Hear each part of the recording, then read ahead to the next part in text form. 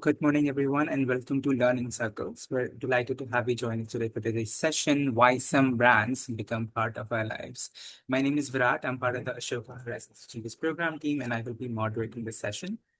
At its heart, today's session is about exploring how businesses build trust, shape their perception, and stay relevant across generations. Because if you think about it, we're surrounded by brands every day, and some of them become so familiar that they're woven into our memories and our routines, while others struggle to stay relevant and they just disappear before we can even remember their names. So what makes this difference? Why do some brands endure across generation while others fade away are some of the questions we will be exploring today through the lens of an iconic Indian consumer brand.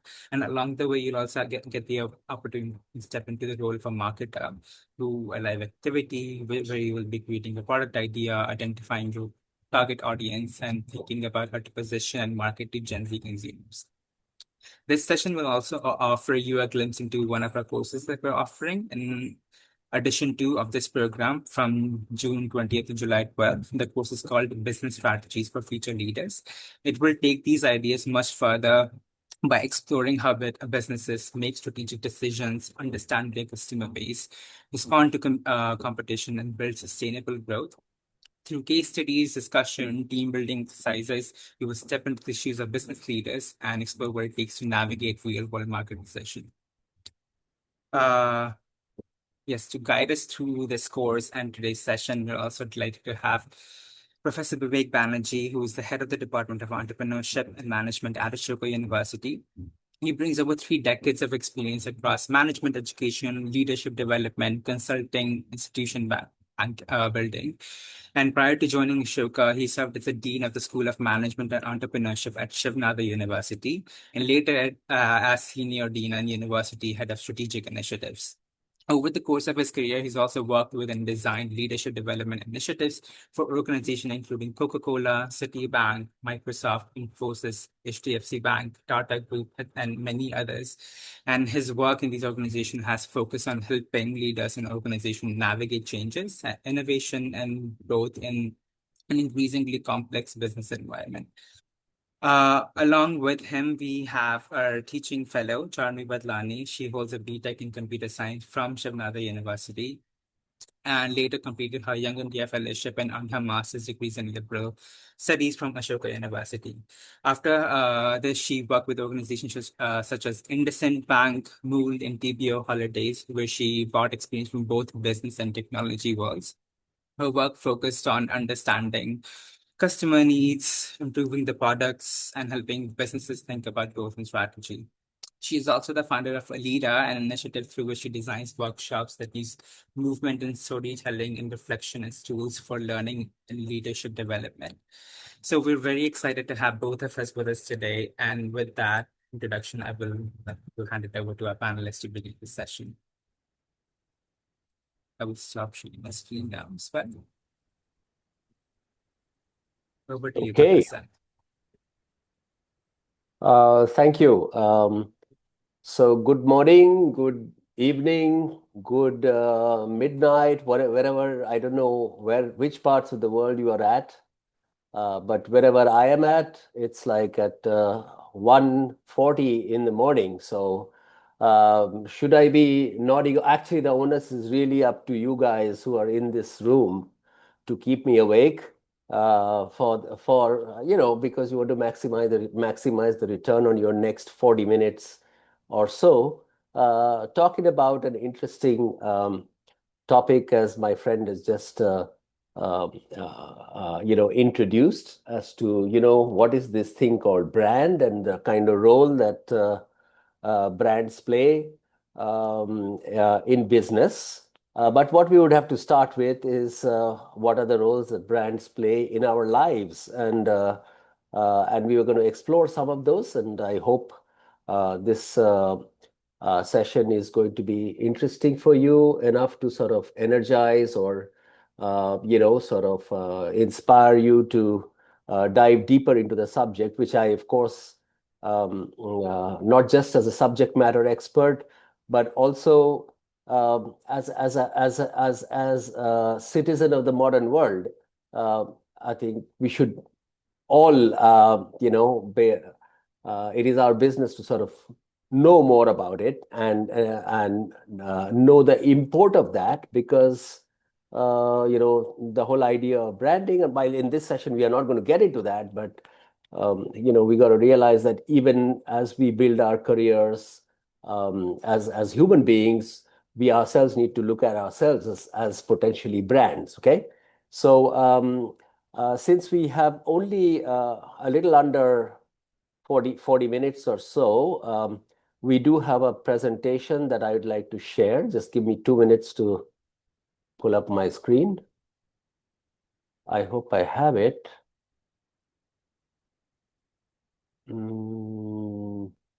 What is this? Just give me a second.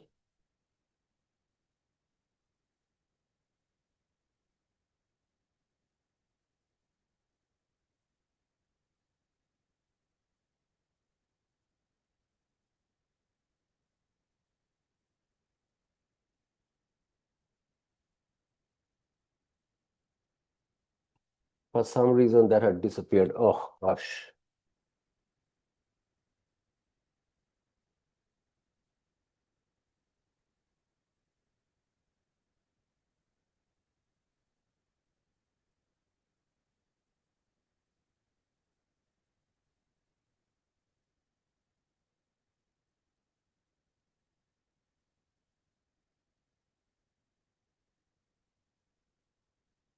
What has happened? Just give me a second.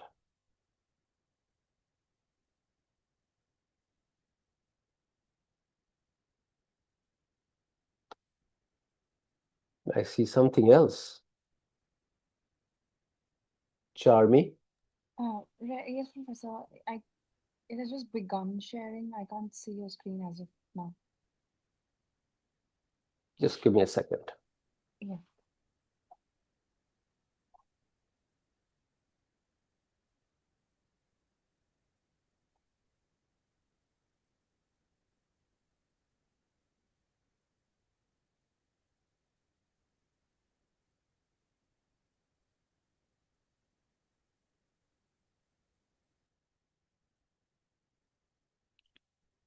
Yeah, now you can see. Everybody can see this?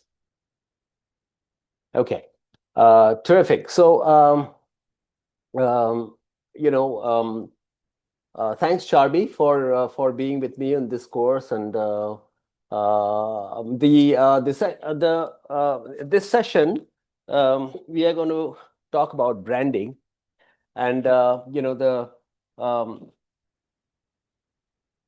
I'd like to throw something at you right in the beginning. Utterly, butterly undefeated. Which brand? I would like you guys to sort of come in and interact with me because it'll be very boring for me to just sort of make it a one-way traffic. So it's about a brand that is 60 years old, a little over 60 years old. One polka dot dress. Got a very cute mascot. Which has pretty much outran all of our rivals that actually some of them were older than her, some much younger than her. And even today, as we speak, there's a good chance that you may have already consumed, um, that brand. Given that, I mean, you're probably around 11 o'clock, 11, a little after 11 in the Indian subcontinent. So which brand are we talking about here?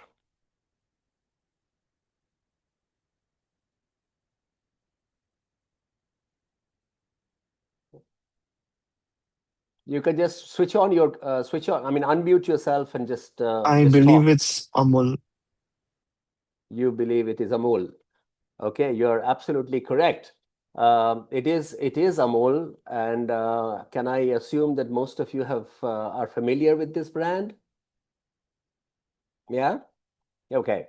So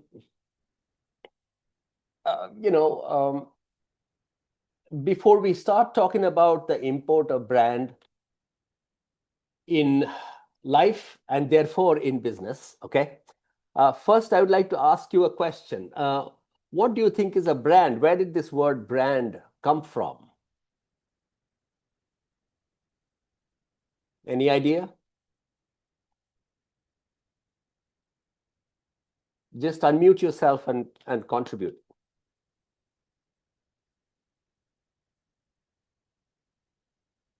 No? Okay. So you would have seen, brand is basically an old English term which originates from the days when, from the medieval times when the cattle herders and the shepherds used to use these hot iron, red hot iron markers to stamp their cattle for what reason? So that they could identify their cattle from not their cattle. You understand? So a brand is a marker, right? And if you really think about it, it is basically nothing but a name, a trademark, or anything that identifies um, something or somebody or a group of things or a group of products and so on and so forth. So that's as simple as what brand mean. I mean, the idea of branding comes, all the way from hundreds of years ago when shepherds used to sort of brand their cattle with these hot iron markers. But today, as you know, that it has become, it connotes something which is much, much bigger, much, much deeper, much, much broader, right? And as you know, in today's context, there are, hundreds, thousands, perhaps millions of brands who are sort of competing to buy your attention, right? But when you ask yourself the question that, which are the brands that resonate with you, that, like, which are the brands that earn a place in what I call the ambient culture, that, uh, then you would find that the millions of brands that are swimming around over there, all over the ether, very quickly reduces into a handful of brands that resonate. Okay, and we are going to talk about a case study of Amul, in the sense that. What Amul achieved for over at least 6 decades to stay right up front in this whole race for making a space in your mental frame, not just yours, but perhaps the generation before, your parents, and perhaps even your parents' parents would have seen this brand and have been a user and have been a in a sense, there's an agency about this brand that has transcended many, many years, and that makes it very, very special. And and we would talk a little bit about how the brand has used certain identifiers and certain characteristics about its own identity through a very simple but a very, very difficult to find sort of strategy. Okay, we are going to explore all of that. Okay, now how do I move forward? I got to go there. Okay. So just to share with you, I don't know if most of you will probably would have heard some of it, but we're going to get into a little bit of more detail. That the origin of what we know as the Amul brand started really around the time India became independent. When did India become independent? I'm sure you know this. Come on, guys. Longer you take to respond, more. Yes, go ahead. You don't have to raise. Just jump in. Professor, I'm feeling tempted to raise my hand to get some brownie points because this question is so simple. I think the students should take this one. Uh, okay. So around the middle of the 1950s, right? 1946, 47, there was no Amul in this country. Okay. So it basically the entire dairy market was dominated by a brand called Polson Dairy, which, by the way, was also set up by a gentleman by the name of Pestonji Dalal, who was basically a Parsi gentleman. But during the entire run up to the independence of India, businesses used to be done in a certain way, where agency with the government, which was erstwhile the colonial government, getting their licenses, getting their blessings would be a key fact of winning in business. Paulson used to be basically their ubiquitous brand. And they used to, as you know, dairy, where does dairy products begin? It begins with milk, right? And one of the major,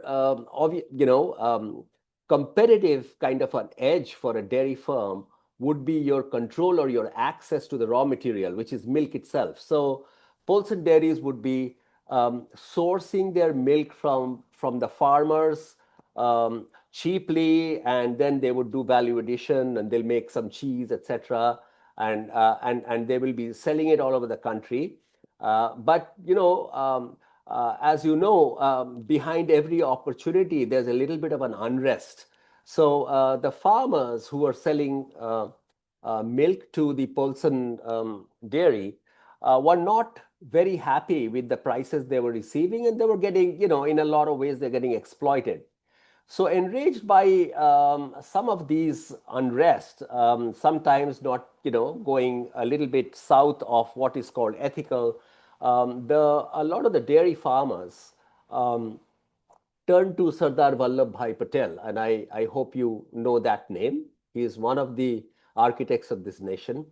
And Sardar Patel essentially, were looking for how to cut out the middlemen in this entire process of procurement of the milk to the selling of the milk, and essentially started or got, I think it was Mr. Kurian, who would have been one of the early founders, who would have worked with Sardar Patel to start basically milk producers cooperative. Okay, so it started in a few villages around this city. I mean, a town called Anand in Gujarat, and with the basically people who owned the cows or the buffaloes, they got together and they started in a very small way what is today known as the Amul dairy. Okay.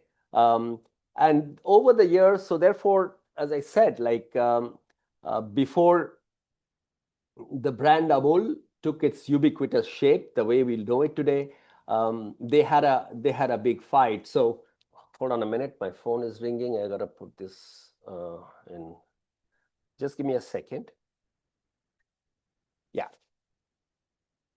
So Amul essentially started in a small way, but their main strategy was basically to treat the farmers very well. Okay, so essentially, they got a small entry by sort of distributed ownership of an enterprise, as opposed to being a top-down enterprise. They essentially enfranchised all the dairy farmers in the villages and started understanding customer preferences and so on. And they started gaining foothold in the marketplace. So by, around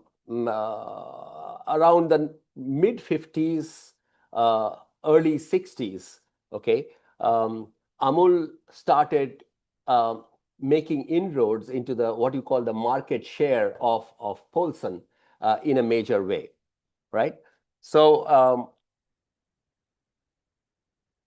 now in all of this, coming to the brand side, and I'm going to sort of spend the next half an hour talking about this idea of the brand rather than the other cogs and the wheels of the other business model, which we will get into more when we actually get into the course.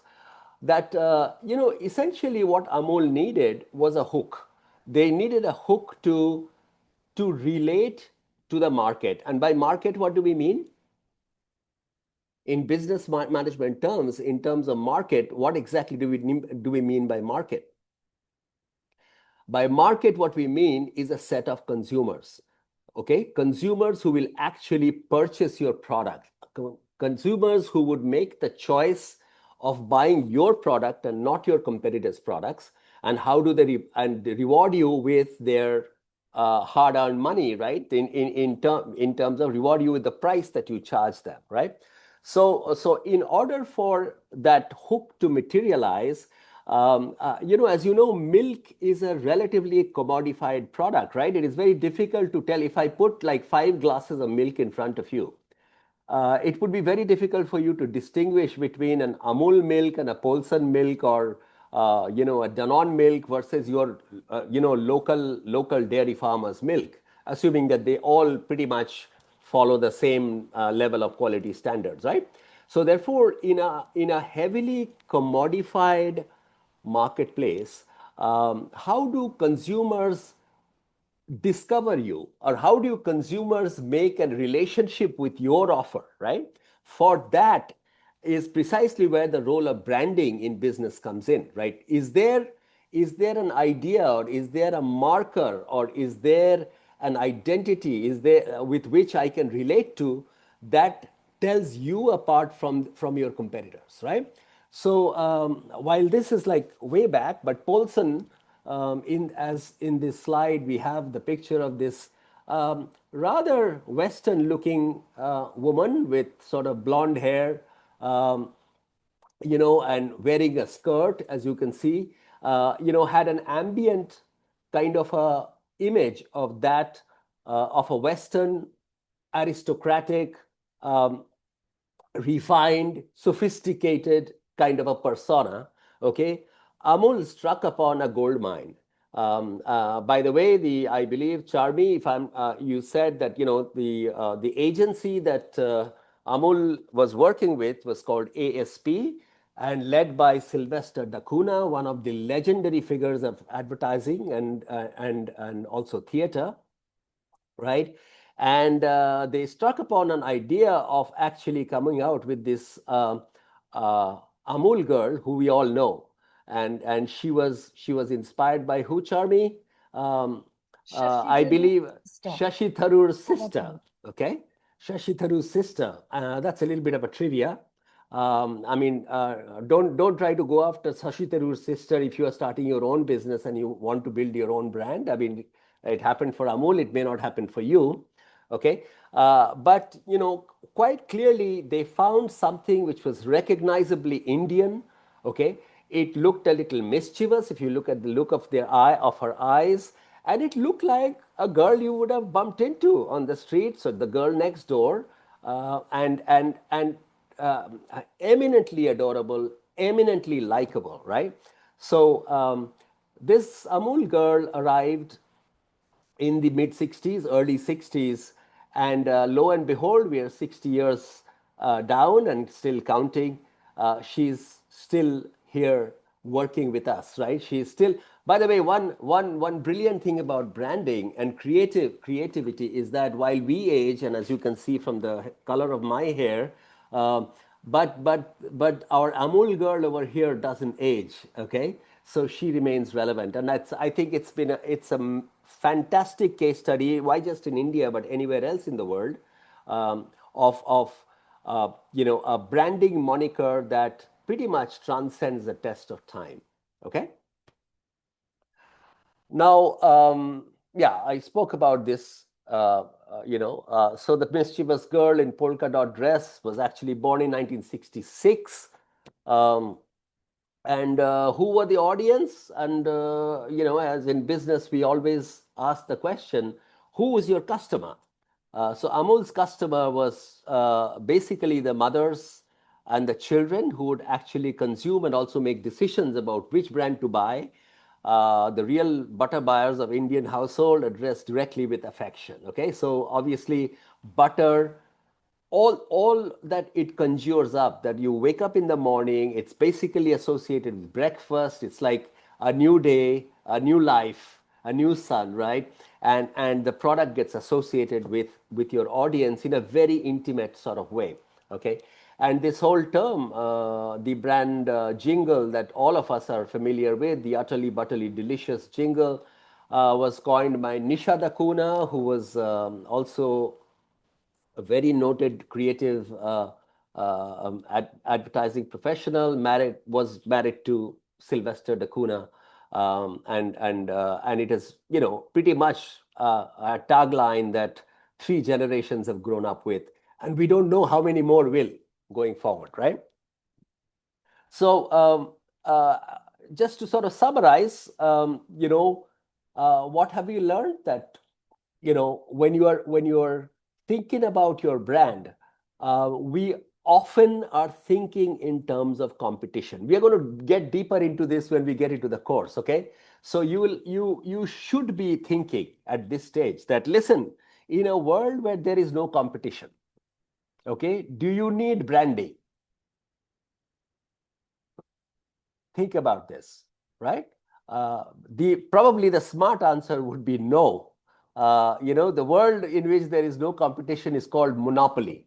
But the unfortunate part or fortunate part is that there are very few markets in the world left, which is pure monopoly, except for, of course, I mean, what some people might want to think geopolitics is all about, but even there, the monopolies are getting into multipolies, right? I mean, but that's a different issue in terms of what's happening around the world in Iran, and some people flexing their muscle as if the whole planet belongs to them, right? So that's a different matter. Okay, so while the mischievous Amul girl with her dimply smile and big eyes, connoting warmth, was born, it was born to actually fight. Fight what? Fight a competition. So lesson number 2, that you are branding, one of the fundamental reasons for why you need to do branding is because you want to stand out from competition, okay? Which Amul did. Of course, the competition were like marginalized so long ago that why just you, even I didn't grow up with Paulson. I grew up with Amul, okay?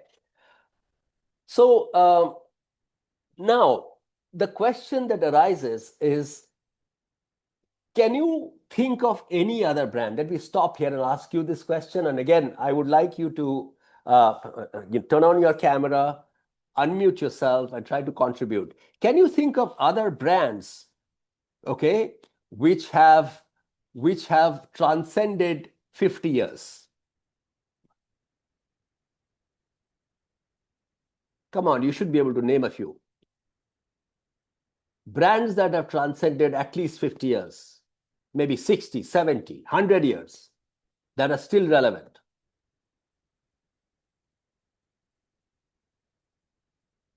Okay. You guys are so shy. I don't know. Is it too early? You're still waking up. You guys haven't had a glass of Amul milk. I think one brand is actually Coca-Cola. Coca-Cola. Okay, excellent. Anything else?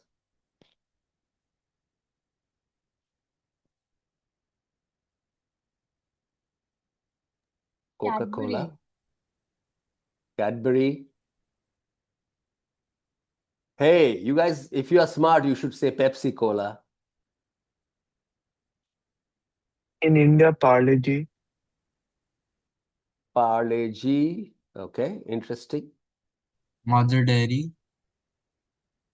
Mother Dairy is may not be that old. I think it's above 50. Okay, above 50. Okay. Anything else? So we have found 4.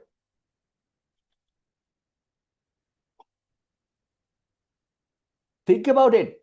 We just started this session saying that there are millions of brands swimming around, right? If you log into your Instagram account, within 5 minutes, you'll be bombarded with 500 brands. Agreed? Agreed? But we are struggling to even get 10 brands. Even our number of fingers is more than the brands you can remember that has transcended time. Isn't it fascinating? Okay. So what this tells us is that easy to start a brand, but it is not easy to make the brand part of your life. That's the title of this session today, right? So therefore, what Amul has achieved is therefore much of a folklore. And the reason that they have done it, and this is a hypothesis from us, that Amul has never lost topicality. You know what topicality means? That whether you are in the 60s, whether you're in the 70s, whether you're in the 80s, 90s, all the way up to 2026, Amul has found a way to be part of the daily conversation of the Indian market. Okay, and it has done so with whether it is cricket, whether it is politics, cinema, scandal, triumph, or even philosophy. Just talking about how humanity, what is good for humanity, right? So with each of their communication, whether it is in the form of advertisements in a newspaper or a hoarding or a meme or an Instagram reel, etc. They are constantly have talked for the last 60 years about things that we all generally talk about. Perhaps you will, at the end of the session when you go talk to your mom or your friends, you are likely to talk about a subject that Amul would have talked about already. All right. And so, as somebody had said, I forget who, but Amul largely achieved this amazing longevity through being a cheerleader. So, essentially celebrating happy moments in Indian lives, okay? Whether it's a World Cup win, whether it's a space mission, whether it is landing on the moon, whether it is the first woman pilot in the Indian Air Force, etc. They Amul would grab that opportunity to link its brand with that aspect of celebration for the country. Second is Amul is a conscience keeper. So they would have gentle civic commentary on whether it is political satire, whether it is, consumer rights, whether it is heritage, whether it is pollution. They will take a stance and talk about it in a clever manner, but as if the little girl over there, the utterly butterly delicious polka dotted girl, is a conscience keeper of the nation. And third is also obviously in India or anywhere else, celebrities take a lot of our attention. So therefore, they're also sometimes celebrity watchers.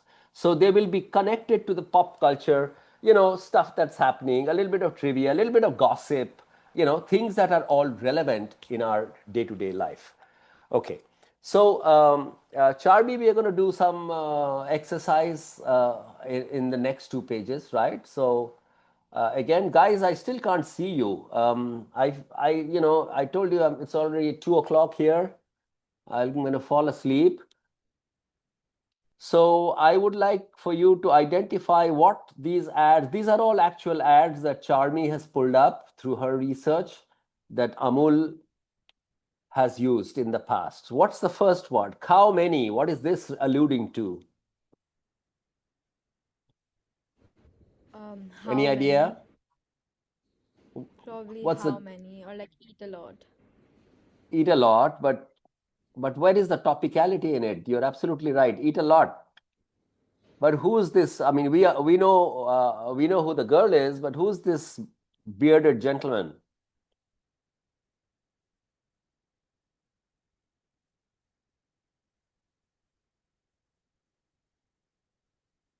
Hmm? No? Sorry. So Okay, is this it is Iran's leader?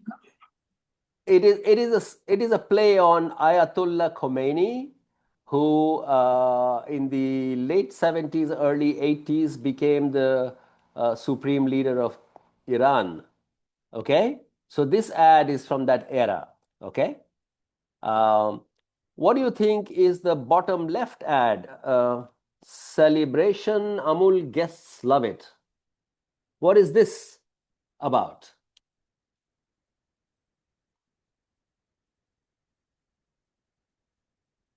Oh gosh.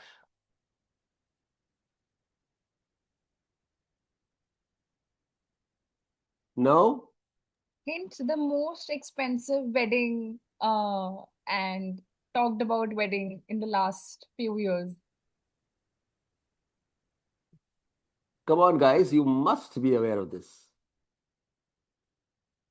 What are they celebrating?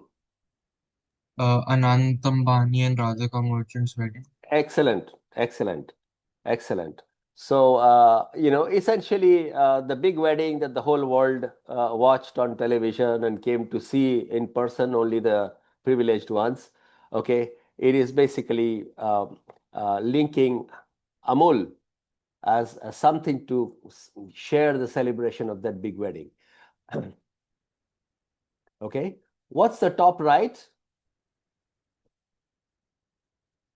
Amul Lagana upon every slice in India.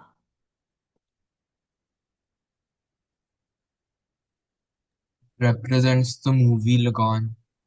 Absolutely. It is when the movie Lagan was launched, I don't exactly remember the 2001. dates. 2001, yeah. Of course, it became a big hit. Everybody watched it, talked about it, felt moved by it, right? So very cleverly weaving the brand story into something that the country was excited about. Major rescue, minor miracle, what do you think this is?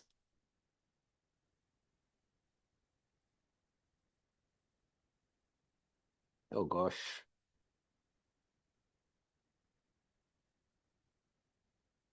No? Charmi? So, in 2023, 41 miners were stuck in a tunnel for quite a few days, and later on they were rescued, and there were roughly 41 to 44 workers, and those were rescued after an operation. This tunnel was in, if I'm not wrong, this tunnel was called Silk Yara Bend Barcode Tunnel in Uttarakarshi district of Uttarakhand. And yeah, a mole is depicting their rescue mission, which finally happened after days of hard work. Okay. So what were we talking about? Their idea is that whenever there is a news, I mean, there's something topical to talk about. Let's see some more. What is the top left ad talking about? Kabhi na jao chhod ke. So actually, I think it's a song, Kabhi Na Jao Chhod Ke. Kabhi na chao. So of course it's it's a play on the song Kabhi na jao chhod ke, saying Kabhi na jao chhod ke. But what is it alluding to? Where do you think this? What does this visual mean?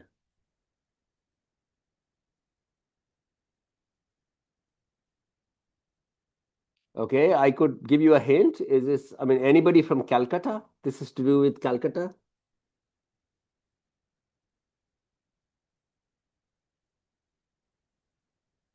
No. Okay.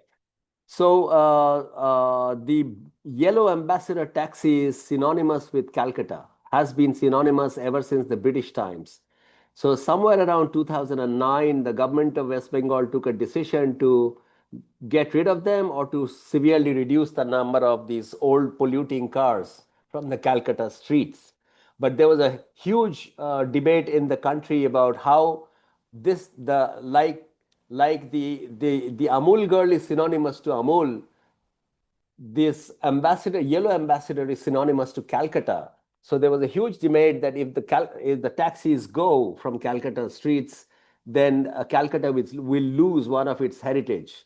Okay, so it was during that time they came out with this ad, which obviously, what would have been their target audience? Who would have been their target audience here? People of Hmm? Calcutta. People of Calcutta, major target audience, and all those who care about Calcutta. Okay, so all right. So the bottom left, I'll answer it for you. It is celebrating the founder of Amul's 102nd birth anniversary, Dr. Kurian. Okay, what about the top right? Aaj bhi dilo pe raaj hai. I think it's like a tribute to Raj Kapoor. Excellent tribute to Raj Kapoor. And the bottom right, It's about the that should be easy. India-Pakistan match. Absolutely. Men in blue defeat the green, but Amul always yellow. Okay. So what we were talking about, that the secret to their relevance has always been that they have been, part of the daily conversation of Indian lives, okay, in whichever way. And what they have been able to do is that they have been able to be consistent. As I said, that building enduring brands, as we just figured out when I asked you how many brands could you remember, we couldn't go beyond 4 or 5. Okay, is that it is difficult to do, but once you do it, it becomes a gold mine for you from a business strategic standpoint, right?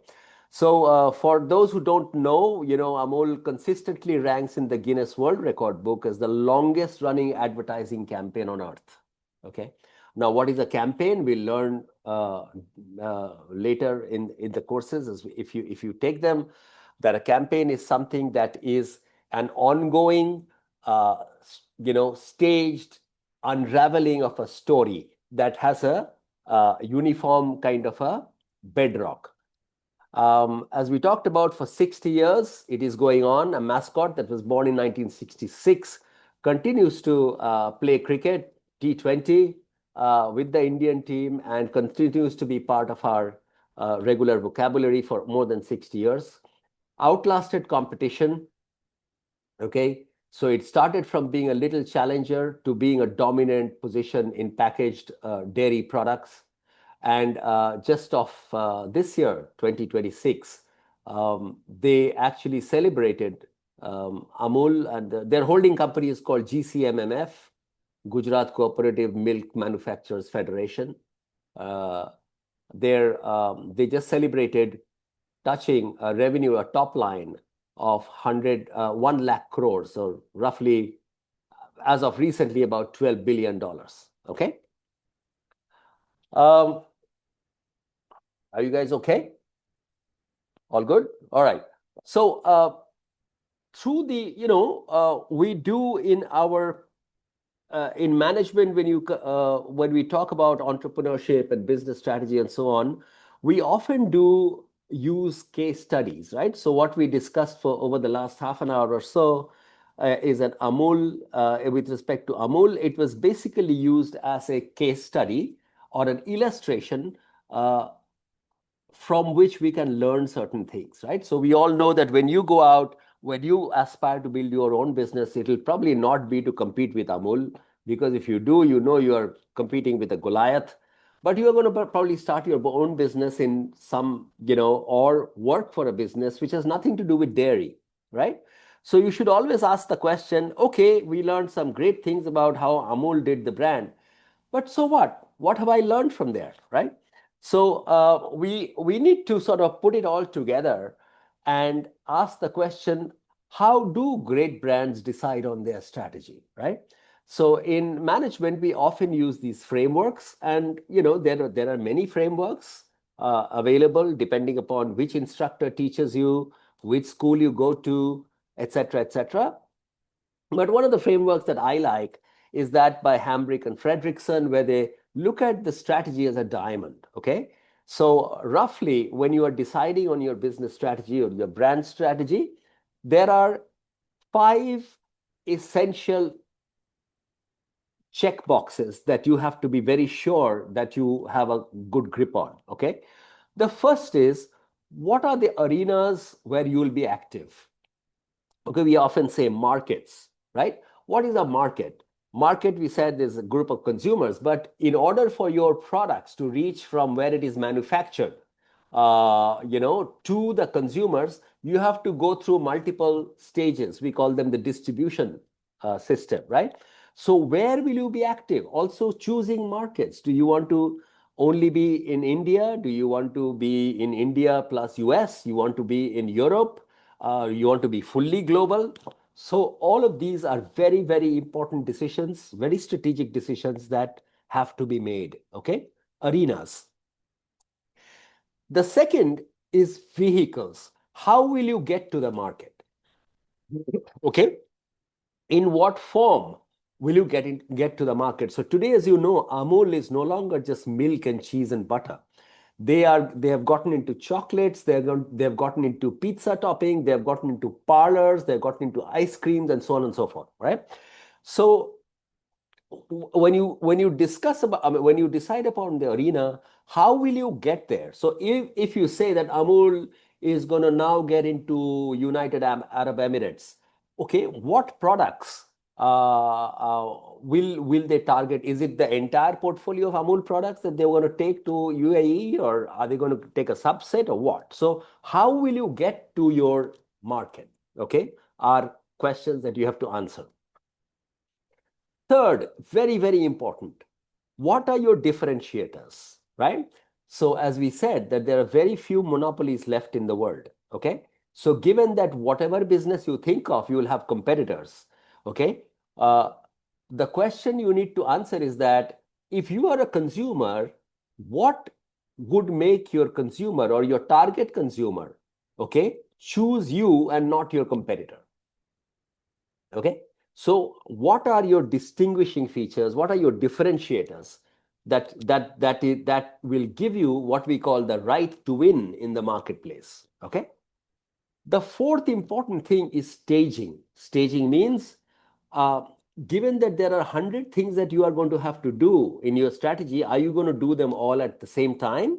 Or are you going to pace it out? You're going to have a timeline. You're going to do this in the first year, a set of other goals in the second year and third year, and so on and so forth. Often we call them strategic plans. But one way of thinking about that is staging, that how are you, in what sequence and at what pace are you going to implement your strategy?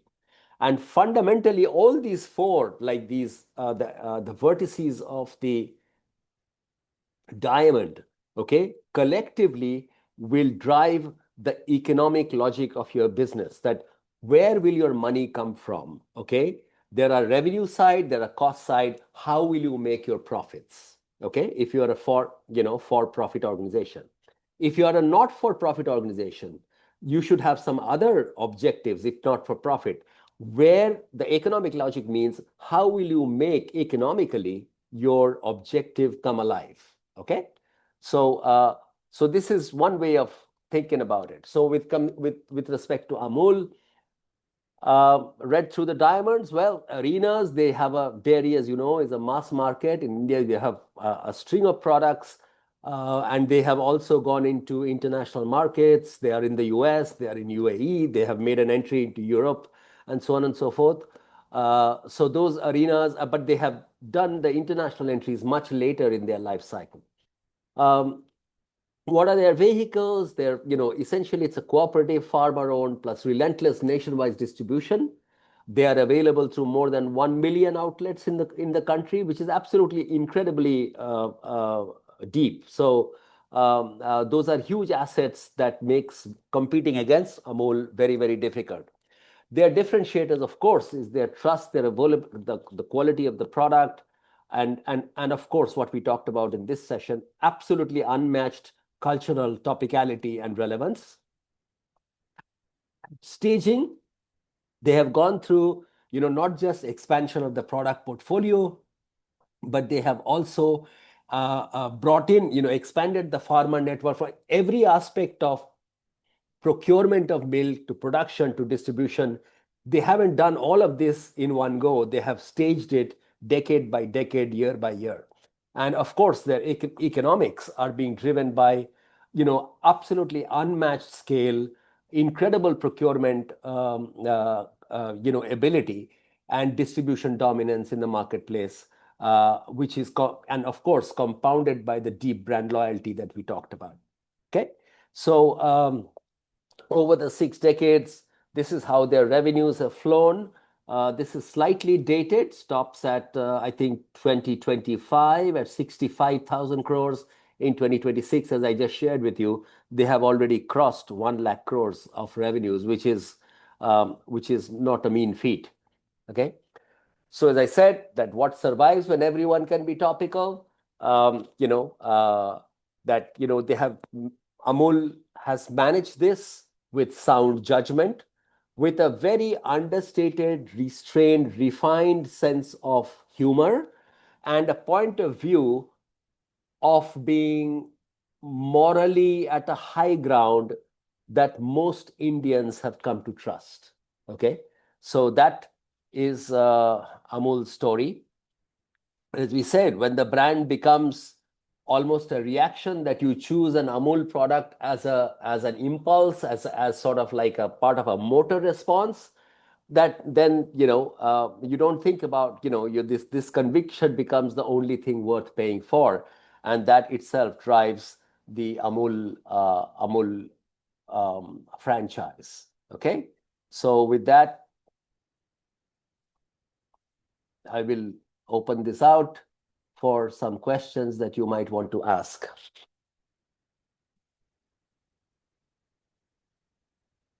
How are we doing on time, sir?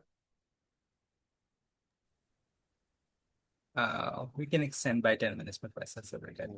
Okay.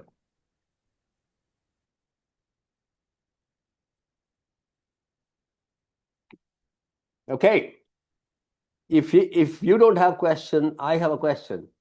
If you were the brand manager of Amul, and you are sitting in 2026 Generation Z, and you are given the task of finding the next new product for Amul, what kind of product would you attempt to build or experiment with or prototype?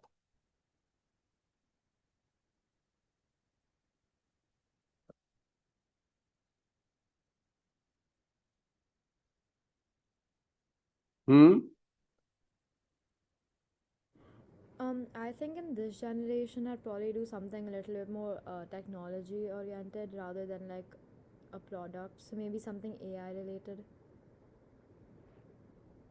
Such as what? It could be like different AI services like chatbots and stuff. No, go deeper. So what do you mean chatbot? So there's You're like still you're still thinking Amul, right?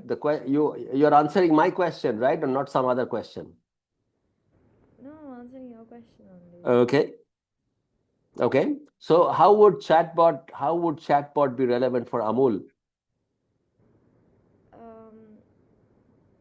Actually, no, it won't really be that relevant because it's like a different brand image and it's a different type of product. Excellent. But could it be an aid? Could it be aid? I'm coming to you, Shan. Could it be, I mean, in marketing, in business strategy, a lot of the times you don't have to sell the product. You might sell something else. So And the product comes with it. it could be an aid, but I feel like for a brand like Amul, it's not as relevant as it could be for other products or like for other companies or other brands. See, chatbots are embedded as part of a process for most companies, correct? Yeah. But I mean, you are not thinking in terms of Amul becoming a producer of chatbots, but Amul becoming a user of chatbots, correct? Yeah, it's kind of like on those terms. Okay, that's a good thought. That's a good thought, Ishita. All right, Shan first, and then Vruddhi. So I was just thinking maybe something like alongside Amul's current product line, like maybe like an Amul cafe with like Amul pricing. So like an Excellent. affordable cafe, or they could also start selling snacks. So something like that. Great thought. So, in brand strategy, one of the most important, I mean, I could build a course on something called brand extensions. Okay. So when you're thinking about brand extensions, like, for example, when you think of Dove, all of you have heard of the brand called Dove. What is Dove? Dove started with body soaps. Okay. Now they have gone into shampoos as well. And then they have conditioners. They might have more moisturizers and so on and so forth, right? So there is a concept called your brand. If your brand is associated with a category, it needs to be consonant with that. It can't be too divergent from it. Like you are not gonna, if you think about Dove toothpaste, can Dove toothpaste happen? I mean, technically it can, but it feels a little weird, right? Because Dove, the brand is associated with some like beauty, right? Softness, uh, skin, dermatology, something to do with your body. and all of a sudden you are going to make it, put it in your mouth, and like, there is a dissonance there. So Shan, your point is very well taken. That you're thinking in terms of an Amul cafe, maybe something like a Starbucks, or maybe something like Yes, a. but maybe like with the Amul pricing, because another thing with Amul is that it's not really that expensive, so it's like affordable, so a lot of people can like, buy Yeah, the product. So cafe with the Amul pricing would be interesting. interesting, interesting. Do they already have Amul ice cream parlors? I don't know, but they do sell ice cream, so maybe that could be part of the cafe. They do have them. They do have them. Oh, okay. Okay, great. Okay, Ruddhi, Yes, hello, sir. So, hi. actually, in with this upcoming generation, there is so much of a rush nowadays in life that we don't get time to make hot meals. And so I was thinking that if a mole starts out with, like, ready-made meals, that can just be heated or something, it would, sort of relate with life nowadays, I think. Excellent idea. So microwavable meals. Yes. Okay. One thing that I forgot to sort of mention is that there's another way in which Amul, as you know, I mean, I told you that Amul is a cooperative movement, right? It started with the dairy farmers being oppressed by a Shylock who is like buying their milk at dirt cheap prices. That was the genesis of Amul's beginning. Okay. What you should know is almost 70 to 80% of Amul's revenues are actually given back to the farmers. Okay. So, in whatever new product you think of, okay, do bear in mind that your major stakeholders in your organization are your dairy producers. So, if you diverge too far away from dairy, okay, you are going to go, you're really barking up a different tree altogether. Okay, so Vruddhi, great idea, provided if you are thinking in terms of ready to eat dairy products, dairy meals. And what could they be? Maybe pizza pieces, maybe what? Cheese sticks. Yeah. Yeah,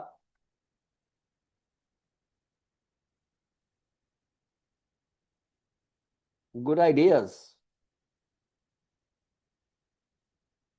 They already have frappes and all of those milk drinks, right? I mean, those they already have. You can expand those as well. So now I like the cafe idea. I also like the, of course, you could even, turn these into retail outlets as well. So Vruddhi's ready to eat meals, Amul meals could be sold out of the Amul cafes. Okay.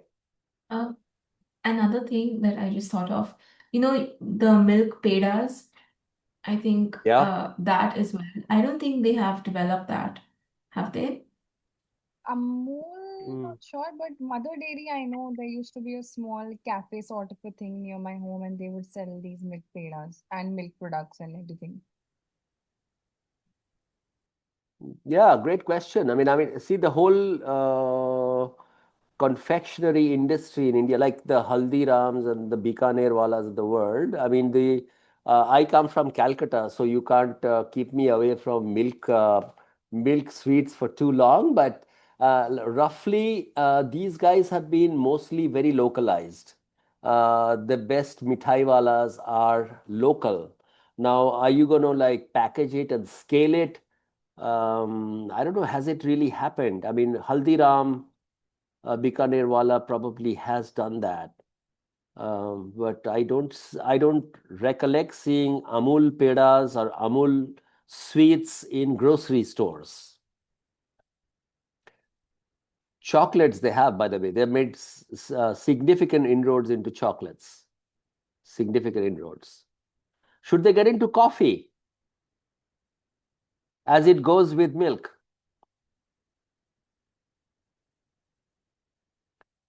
Okay. Wouldn't that be like entering a new market entirely? True. And there'd be so many competitors like Nescafe. Nescafe is in a different zone altogether, but coffee. Now that's a very deep, I myself would have, I'm responsible to work with Coffee Board of India to make coffee popular in India. So maybe we can talk about that in detail. Maybe we can do a session on coffee when you take the course. But yeah, you are right. It is a different category. It's a different arena altogether in terms of Frederick and Hambrick, Hambrick and Fredrickson framework. But often people do get into different arenas. Just because it is unrelated doesn't mean that it doesn't make sense for you to get into. Of course, you have to do a lot more rigorous risk profiling and so on and so forth. But there is a relation of coffee with milk, right? Cappuccino is made, latte, So there is not a direct, but then milk is like a complement to coffee, often. But you're right. I mean, coffee is it's a different ball game. Well, at one level, it is similar in the sense that it is agricultural. Okay, it's an agricultural produce. So what about matcha? It's becoming more famous today, and I don't think there's like anything in India so far. Well, there isn't anything in India, probably because Indians don't like matcha. So just because there isn't, something is popular in Japan doesn't mean that there is a case for its popularity in India. You have to do, most people would go through what is called market research. You have to go find out if matcha will, yeah, maybe, some folks in South Delhi or Nariman Point can enjoy matcha because they are well traveled and their taste buds have been Polsonized. But when it comes to real building scale in India, I think I'm not too sure how matcha will be accepted or accepted by taste can be changed. But remember, I mean, to bring any change in behavior, right? Which is here you're talking about when you're selling when you're thinking about introducing a new product. New products can be of multiple types. One is that it could be a me too to something else. Like if you were to get into coffee, people know coffee, but now you're coming in with Amul coffee. So you don't have to teach people how to drink coffee. Okay? There, it would be like your motive would be as Amul brand to steal share from the other coffee brands like the Starbucks and the Cafe Coffee Days and I don't know what else, Blue Tokais of the world, third waves of the world. Okay, but when you think about a completely new product like matcha, I mean, people have never tried matcha before. It's sort of like Kellogg's, when they came in with breakfast cereal. It took them 25 years to make a profit because because it takes a long time for people to move from hot meal to cold meal and cold cereal and so on and so forth. So behavior change is time consuming and requires a lot of investment. So people with deep pockets are likely to fight this. But you're right. I mean, you could probably seed it at a small level somewhere, but in terms of matcha and other boba tea or whatnot, I get to learn about all of these from my daughter. To be honest with you, I don't know how, why people drink matcha. It tastes like grass. I mean, if I'm one of your guinea pigs, like Indian consumers in your research laboratory, I would say it tastes like grass. No, I'm just joking with you. Okay, so I mean, the fundamental learning over here is that if you're going to try out new models, what we are going to learn in strategy is that you don't go in with hunch, or you don't go in with belief, you don't go in with hope. Okay, every decision has to be tested. There is an entire body of wisdom under the, like today we talked mostly about Sylvester Dacuna's expertise in creatively getting into the Indian psyche, right? Right? But this creativity is driven by reams and years of research in what is called market research and consumer research. You need to get inside the heads of people to understand their thinking, their feelings, their emotions, and so on and so forth. And based on that understanding, your product needs to be a part of, if they have any chance to succeed. 95 out of 100 new products that are launched fail. That's the data. Okay. What else are we going to be talking about? Professor, I hate to be the bearer of bad news, but I think this is where we have to stop taking Yes. questions. All I right. need to. Thank you very much. Thank you again for taking us through this session. And so this is what is going to be a glimpse into the course that we're offering this edition from June 20th to July 12th. Along with business and entrepreneurship, we're also exploring psychology, economics, biosciences, data sciences. As other avenues in data sciences, you will be met with Professor Harsh Parekh, Professor Pramod Mukherjee, who will be joining us from Yale University in biosciences. Professor Gautam Basu will be coming from Bose Institute in Kolkata, and etc. As part of the course, it will be certified, but along with that, top students will also have the opportunity to receive letters of academic achievements or extended opportunity, which can be offered in the forms of internship, mentorship, observerships, etc. Horizons is one of the courses that have the highest industry standards for completion rate, which is 90%. And one of the recurring themes that we've noticed is students always exit the course by having more clarity on what they're going to explore in their further studies. And I think that is because they get to study and meet a team that lives and breathes the discipline. Uh, we can, I'll give you a few moments to go through some of the testimonials that are from my students and parents.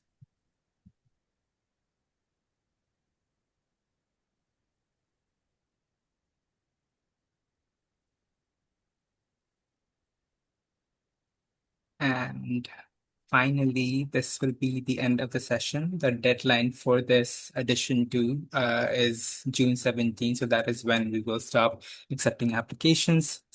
Few seats are available for select courses, so we recommend applying early to secure a seat. I will be putting the link in the chat for the catalog, so you can access it from there. Give me a second. And if you have any questions, you can reach out to us at horizons@ashoka.edu.in. This is the course catalog link. And this is the link to the course page.